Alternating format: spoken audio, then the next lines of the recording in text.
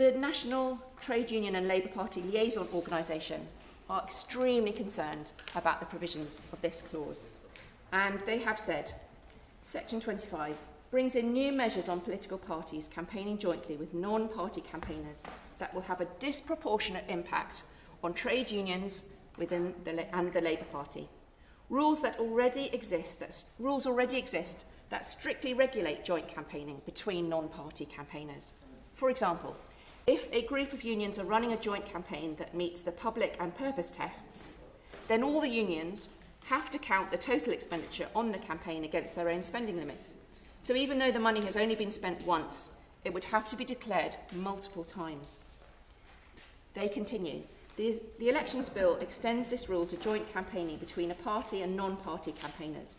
This would mean that where the Labour Party is campaigning jointly with trade unions, the total cost of the campaign would have to be declared by both the party and the participating unions, having the effect of reducing, potentially dramatically, the overall campaign limit of the organisations, which means dramatically reducing the amount of campaigning that can happen, which means reducing the voice of workers throughout the country, which means reducing the quality of our electoral campaigning and knowledge of voters before they go to campaign. It's completely unnecessary. It doesn't need to be in the bill. Trade union political expenditure is already highly regulated, and there are already additional regulations in place for non-party campaigners who publicly advocate voting for a political party.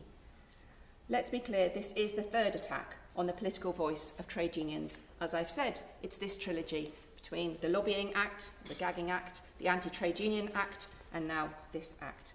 The Lobbying Act already introduced new restrictions on non-party campaigners, charities, trade unions and so on, campaigning together. At the moment, if trade unions run a joint campaign in the run-up to election, then each union must record the total expenditure of the joint campaign.